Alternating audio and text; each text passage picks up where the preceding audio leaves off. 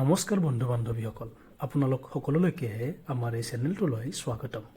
আহকচোন আজি আমি এখন নতুন চিনেমা উপভোগ কৰোঁ। এজন সাধাৰণ মজদুৰ, তেওঁ দিন হাজিৰা কৰিয়েই ঘৰখন চাইছিল। কিন্তু এদিন তেওঁ কোটিপতি হ'ল। কিন্তু কেনেকৈ?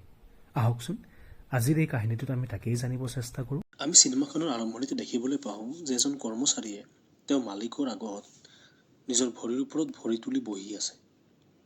আৰু মালিকজনে কৰ্মচাৰীৰ সেই আচৰণ দেখি বহুত বেছি খঙাল হৈ পৰে। আৰু তেনে কাৰণত কৰ্মচাৰীজনে চাকৰি নকৰোঁ বুলি তাৰ পৰা উঠি গুচি যায়। আৰু কাষৰ পৰাই এজন ল'ৰাই সেই কৰ্মচাৰীজনক চাই থাকে। আৰু সেই চাই থকা ল'ৰাজনৰ নাম হ'ল কেশৱ। এই কৰ্মচাৰীজনৰ এনে এটিটিউড দেখি ভাবিলে যে পিছলৈ গৈ এই মানুহজন এজন ডাঙৰ মানুহ হ'ব পাৰিব। আৰু তেতিয়াই সেই আগৰ মালিকজনৰ কাম সি বাদ দি এই কৰ্মচাৰীজনৰ ওচৰত থাকিবলৈ আৰম্ভ কৰিলে।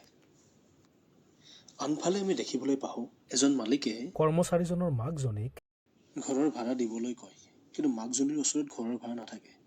তেতিয়াই সেই মালিকজনে খঙতে গালি গালাজ কৰিবলৈ আৰম্ভ কৰে, লগতে পুতেককো কিবা কিবি কয়। নেক্সট দিনা পুতেকজনে নিজৰ ঘৰত থকা মহজনীক বিক্ৰী কৰি দিয়ে আৰু তাৰ বিনিময়ত পোৱা পইচাখিনি মালিকজনক দি দিয়ে। আনফালে আমি দেখিবলৈ পাওঁ কেইজনমান মজদুৰ একেলগে বহি থাকে আৰু তেওঁলোকক নিব দুখন গাড়ী আহে। এখন গাড়ীত 1000 টকা আৰু এখন গাড়ীত 100 টকা। 1000 টকাটো হ'ল যোনে ৰিক্স বেছিকৈ লৈ কাম কৰিব পাৰে আৰু 100 টকাটো হ'ল যোনে কম ৰিক্সত কাম কৰিব পাৰে। আৰু তেতিয়াই সেই কৰ্মচাৰীজনে 1000 টকীয়া গাড়ীখনত উঠি কাম কৰিবলৈ ওলাই যায়। আনফালে আমি লাল চন্দনৰ গছবোৰ দেখিবলৈ পাওঁ, যিবিলাকক কাটিবলৈ সেই 1000 টকীয়া গাড়ীখনত উঠি কৰ্মচাৰীবিলাক আহিছিল। তেওঁলোকে নাজানিছিল যে তেওঁলোকক বিচাৰি পুলিচ ইতিমধ্যে সেইখিনি জেগা পাইছেহি। আৰু যেতিয়া গম পালে মজদুৰবিলাকে, তেতিয়া সকলোৱে পলাবলৈ ৰেডি হ'ল। কিন্তু তেতিয়াই সেই কৰ্মচাৰীজনে তেওঁলোকক ক'লে যে পুলিচক ভয় কৰি আমি কাম নকৰোঁ। মোৰ তাত এটা প্লেন আছে, আমি সেই প্লেন মতে কাম কৰিম। আৰু সেই লিডাৰশ্বিপ থকা কৰ্মচাৰীজনেই হ'ল পুষ্পা। আনফালে আমি দেখিবলৈ পাওঁ যে পুলিচ আহি সেই জাগাখিনি পাইছেহি আৰু তাত আছিল DSP গোবিন্দাপ্পা, যাৰ নাম শুনিলেই সকলো স্মাগলাৰেই পলাই পত্তন দিয়ে। কিন্তু DSP গোবিন্দাপ্পাৰ নজৰ সদায় সেই স্মাগলাৰ কেইটাৰ ওপৰতেই আছিল, যিয়ে লাল চন্দন স্মাগলাৰ কৰে। যেতিয়াই পুলিচৰ বাহিনীয়ে সেই জাগাখিনি পালে, তাত কিন্তু চন্দন কাঠ নেদেখিলে আৰু লাল চন্দন কাঠ নেদেখি পুষ্পাৰ ওপৰত আক্ৰমণ কৰি দিলে। আৰু তেতিয়াই সকলোবোৰ মজদুৰ এক হৈ পুলিচ বাহিনীক তাৰ পৰা উভতি আহিবলৈ বাধ্য কৰাই দিলে। আৰু এনেদৰেই লাল চন্দনৰ স্মাগলিং কামবোৰ আৰম্ভ হৈ গ'ল। লাহে লাহে কেশৱেও পুষ্পাৰ সকলোবোৰ কাম নিৰীক্ষণ কৰিবলৈ আৰম্ভ কৰি দিলে। লগতে কেশৱ পুষ্পাৰ সৌহাৰ্দ হৈও পৰিল। পুষ্পাই যি কামেই কৰিব দিয়ে কেশৱে সেই কাম বিনা নিধাই কৰে। আনফালে আমি দেখিবলৈ পাওঁ যেতিয়া লাল চন্দন স্মাগলিঙৰ কামবোৰ হৈ আছিল, তেতিয়াই DSP গোবিন্দাপ্পাৰ লগতে পুলিচৰ সেনা বাহিনীয়ে আহি তেওঁলোকক আগুৰি ধৰিছিল। আৰু তেতিয়াই পুষ্পাই এটা শিল DSPৰ মুখলৈ দলিয়াই দিয়ে। লগে লগে সকলোবোৰ কৰ্মচাৰীয়েও পুলিচ বাহিনীৰ ওপৰত শিল দলিয়াবলৈ আৰম্ভ কৰি দিয়ে। আৰু তেতিয়াই পুষ্পাই লাল চন্দন ভৰ্তি ট্ৰাকখন তাৰ পৰা লৈ পলাবলৈ চেষ্টা কৰে। লগে লগে DSP গোবিন্দাপ্পাৰ লগতে পুলিচ সেনা বাহিনীয়েও পুষ্পাক ধৰিবলৈ পিছ লয়। যেতিয়া পুষ্পাক ধৰে, তেতিয়া পুষ্পাৰ ওচৰত ট্ৰাকখন নেদেখি পুলিচে পুষ্পাক জেললৈ উঠাই লৈ যায় আৰু তাক তাতে বহুত টৰ্চাৰ কৰে। তথাপিও পুষ্পাই সেই ট্ৰাকখনৰ বিষয়ে একো এটা কথাই নকয়। আনফালে আমি দেখিবলৈ পাওঁ পুষ্পাৰ সৰু কালৰ কাহিনীটো। সি বহুত ফূৰ্তিৰে মাকৰ লগত স্কুললৈ যায়। একচুৱেলি সিদিনাখন তাৰ নাম ভৰ্তি দিন আছিল। যেতিয়া প্ৰিন্সিপালে তাক নিজৰ নামটো সুধিছিল, সি ধুনীয়াকৈ কৈছিল। কিন্তু যেতিয়াই তাৰ দেউতাকৰ নাম সোধে, তেতিয়াই তাতে তাৰ দাদেক উপস্থিত হয়। একচুৱেলি দাদেক নহয়, পুষ্পা দেউতাকৰ নাজায়জ অলাদ আছিল। আৰু সেইকাৰণে দাদেকে প্ৰিন্সিপালৰ আগত মাকক বহুত অপমান কৰিছিল আৰু পুষ্পাক কৈছিল যে তোৰ কোনো বংশ নাই, সেইটো কাৰণে তোৰ নাম আজিৰ পৰা পুষ্পাৰাজ। আনফালে আমি দেখিবলৈ পাওঁ পুষ্পাক বিচাৰি দুজন মানুহ আহে। এওঁলোক কন্দা ৰেড্ডিৰ ভায়েক। এইজন হ'ল জলি ৰেড্ডি, যাৰ থিংকিঙেই হ'ল একদম থাৰ্ড ক্লাছ। আৰু এইজন হ'ল জাক্কা ৰেড্ডি, যোনে এই লাল চন্দনৰ স্মাগলিংটো চোৱা চিতা কৰে। আৰু এইজন হ'ল কন্দা ৰেড্ডি, সকলোতকৈ ডেঞ্জাৰ। ধৰি লওক তেওঁৰ কামেই মাৰপিট কৰা। কোনোবাই পইচা নিদিলে মাৰে, কোনোবাই পইচা খুজিলে মাৰে, খালি মাৰপিট কৰাই তেওঁৰ কাম। জলি ৰেড্ডি আৰু জাক্কা ৰেড্ডিয়ে পুষ্পাক নিজৰ লগত লৈ যোৱাৰ কাৰণেহে আহিছিল। কাৰণ পুলিচে যেতিয়া পুষ্পাক টৰ্চাৰ কৰিছিল সি চন্দন কাঠৰ বিষয়ে একো কোৱা নাছিল। আচলতে পুষ্পাই যিখন ট্ৰাক স্মাগলিং কৰি আনিছিল সেইখন কোন্দা ৰেড্ডিৰ ট্ৰাক আছিল আৰু সেই ট্ৰাকখন তেওঁলোকক বিচাৰি দিবৰ বাবে পুষ্পাক লৈ যাব আহিছিল। আমি দেখিবলৈ পাওঁ পুষ্পাই সেই চন্দন ভৰ্তি ট্ৰাকখন কুৱাৰ ভিতৰত পেলাই দিছিল আৰু সেই ট্ৰাকখন বিচাৰি দিয়াৰ বাবে পুষ্পাই 5 লাখ টকা পাইছিল।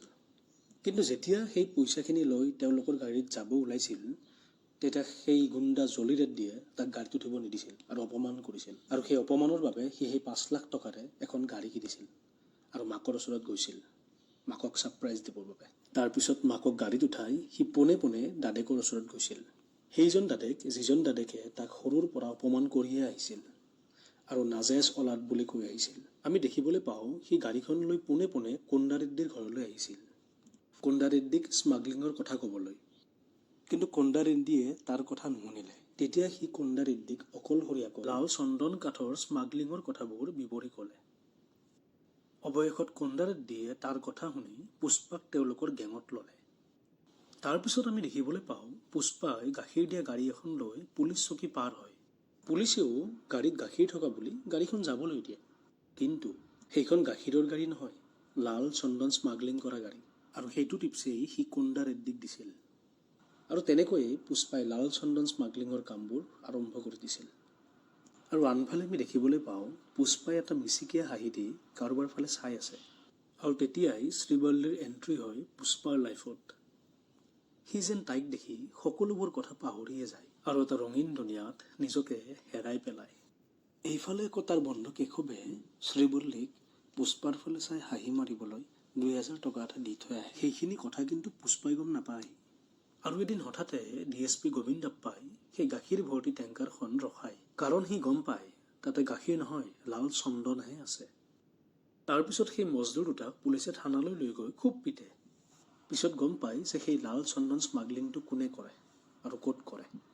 আনফালে আমি দেখিবলৈ পাওঁ কোন্দা ৰেড্ডিয়ে এজন মানুহক লগ ধৰিব আহিছে। তেওঁ আন কোনো নহয়, এই লাল চন্দন চিণ্ডিকেটটোৰ বছ মংগল সিনহা, যাৰ হাতত 15খনতকৈ অধিক পুলিচ চকী আছে আৰু সেই পুলিচ চকীত কোনো ধৰণৰ প্ৰব্লেম নোহোৱাকৈ লাল চন্দন ভৰ্তি কাঠ সৰবৰাহ কৰে।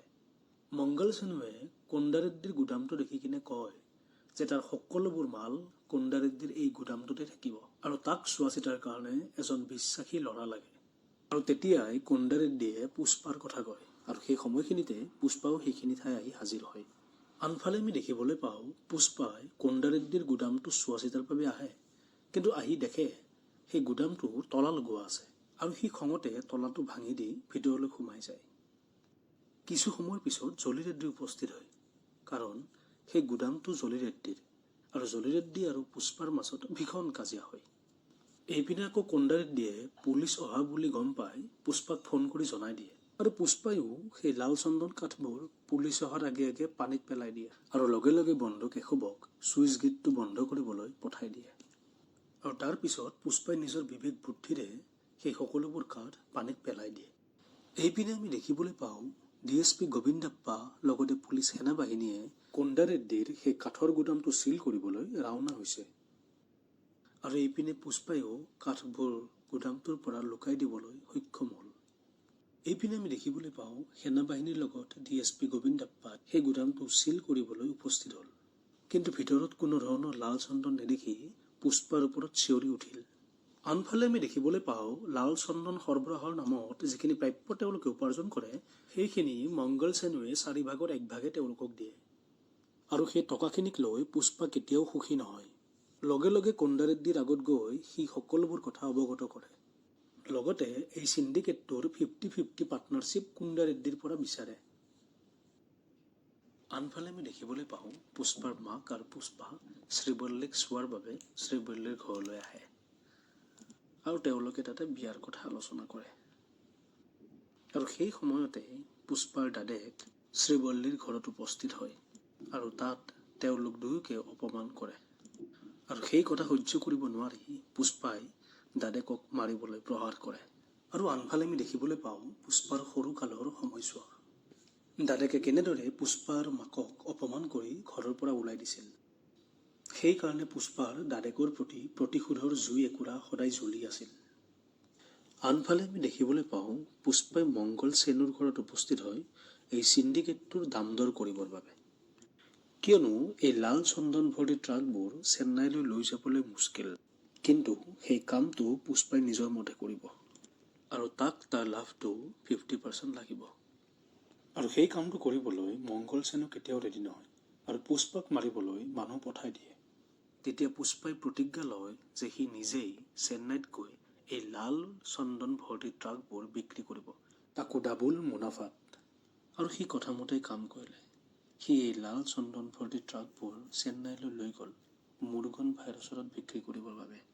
মুৰুগন ভাই তেওঁ হৈছে এই লাল চন্দন কাঠবোৰৰ ডিলাৰ। তেওঁ সকলোবোৰ কাঠ ডিল কৰে চেন্নাইত আৰু মংগল সেনেও তেওঁৰ সকলোবোৰ কাঠ ডিল কৰে এই মুৰুগন ভাইৰ লগত। আৰু এইফালে পুষ্পাই মংগল সেনৰ পৰা লুকাই লাল চন্দন ভৰ্তি ট্ৰাকবোৰ লৈ আহে মুৰুগন ভাইৰ ওচৰলৈ। এইপিনে মুৰুগন ভাইয়ে পুষ্পাই অনা এই লাল চন্দন কাঠবোৰ ল'বলৈ অস্বীকাৰ কৰে, কাৰণ তেওঁ সদায় মংগল সেনৰ পৰাহে মাল লয়। আৰু যদি কোনোবা বেলেগ চিণ্ডিকেট মেম্বাৰে তেওঁক মাল দিয়ে, হয়তো মংগল সেনোৱে সেই চিণ্ডিকেট মেম্বাৰজনক মাৰি পেলাব পাৰে। তেতিয়া পুষ্পাই এই মালবোৰ কুণ্ডা ৰেড্ডিৰ বুলি কয় আৰু তাৰ পিছতহে মুৰুগনে সেই মালবোৰ গ্ৰহণ কৰে। তাৰ বিনিময়ত মুৰুগন ভাইয়ে পুষ্পাক এটা মতা ধনৰ টোপোলা দিয়ে, যিটো ধন হয়তো মংগল সেনেও তেওঁলোকক কেতিয়াও দিয়া নাছিল। আৰু এই সকলোখিনি কথা পুষ্পাই কুণ্ডা ৰেড্ডিক ফোন কৰি জনালে যে মংগল সেনেৱে কেনেকৈ তেওঁলোকক কম পইচা দি মূৰ্খ বনাই আছিল। আৰু সেইদিনাখনৰ পৰাই পুষ্পাই কুণ্ডা ৰেড্ডিৰ সকলোবোৰ মাল চেন্নাইলৈ লৈ আহি বিক্ৰী কৰে। আমি দেখিবলৈ পাওঁ জলি ৰেড্ডিয়ে শ্ৰীবল্লীৰ দেউতাকক বেয়াকৈ প্ৰহাৰ কৰে আৰু মাৰি পেলোৱাৰ ভাবুকি দিয়ে। আনফালে শ্ৰীবল্লীকো সকলোৰে আগত অশ্লীল ব্যৱহাৰ কৰে। এই ঘটনাৰ পিছত শ্ৰীবল্লীয়ে পোনে পোনে পুষ্পাৰ ওচৰলৈ যায় আৰু সকলোবোৰ কথা বিৱৰি কয়, কাৰণ পুষ্পাই শ্ৰীবল্লীক ভাল পাইছিলে। সেইবাবে শ্ৰীবল্লীক কৰা অপমানৰ কথা সি সহ্য কৰিব নোৱাৰি শ্ৰীবল্লীক লৈ জলি ৰেড্ডিৰ ওচৰলৈ আহে আৰু তাক শাস্তি দিয়ে। আনফালে আমি দেখিবলৈ পাওঁ পুষ্পাই জলি ৰেড্ডিক শাস্তি দিয়াৰ বাবে কুণ্ডা ৰেড্ডিয়ে পুষ্পাক মৰাৰ ষড়যন্ত্ৰ কৰে। এইপিনে আকৌ পুষ্পাই মংগল সেনক নোকোৱাকৈ কাঠৰ চিণ্ডিকেট চলাই থকা বাবে মংগল সেনৰ গুণ্ডা বাহিনীয়ে পুষ্পাক মাৰিবলৈ আহে আৰু মাফিয়া দল দুটাৰ মাজত গুলীয়াগুলী হয়। আৰু আনফালে আমি দেখিবলৈ পাওঁ লাল চন্দন চিণ্ডিকেট কৰা সকলোবোৰ মাফিয়া একগোট হৈছে আৰু আলোচনা কৰিছে লাল চন্দন চিণ্ডিকেটটোৰ বিষয়ে। তেতিয়া পুষ্পাই কয় যে কেনেদৰে মুৰুগনত তাত ডাইৰেক্ট কাঠ বিক্ৰী কৰিলে লাভত থাকিব পাৰে। আৰু লগতে মংগল সেনৰ 2 নম্বৰী কাৰবাৰটোৰ বিষয়ে কয় যে কেনেকৈ মংগল সেনোৱে তেওঁলোকক 4 ভাগৰ 1 ভাগ পইচাহে দিয়ে। পুষ্পাৰ এই লিডাৰশ্বিপৰ কাৰণে সকলোবোৰ গেং মাফিয়াই পুষ্পাক নতুন চিণ্ডিকেট লিডাৰ বনাই দিয়ে আৰু তাৰ আণ্ডাৰত গোটেই গেং মাফিয়াবোৰে কাম কৰিব। লগতে লাল চন্দন কাঠবোৰৰ স্মাগলিং হ'ব। আৰু এনেদৰেই পুষ্পা লাল চন্দন চিণ্ডিকেটৰ বছ হৈ পৰিল। আৰু এইপিনে পুষ্পায়ো শ্ৰীবল্লীক বিয়া কৰালে, কিন্তু তাৰ মুখত এটা সংভাৱ আছিল, কিয়নো সেই ঠাইখিনিত এজন নতুন DSP ট্ৰেন্সফাৰ হৈ আহিছিল, নাম ভাবৰ সিং শেখাৱত। আৰু সেই DSPজনৰ লগত পুষ্পাৰ কথাৰ কটাকটি লাগিছিল আৰু পুষ্পাক তেওঁ সৰু হ'বলৈ কৈছিল, যিটো পুষ্পাই কেতিয়াও হজম কৰিব নোৱাৰে। তেতিয়া পুষ্পাই কৈছিল সি ফুল নহয় যে য'তে ত'তে হালি পৰিব। সেইকাৰণে সি শ্ৰীবল্লীক কয় যে পুষ্পা ঝুকেগা নাই। আৰু ইমানতে কাহিনীটোৰ সমাপ্ত ঘটে। নমস্কাৰ।